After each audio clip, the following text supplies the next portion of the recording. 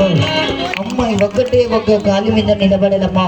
చూడండి, నిలబడాలంటే ఒక రోడ్డు మీద మేడం, ఒక స్టూల్ పైన సారనియా ఈ రాత్రి పూట అదే ఒక కరెంటు వారి మీద డబల్ రెండోసారిగా నిలబడలమ్మా. పిల్లలు గట్టిగా సఫల కొట్టాలి.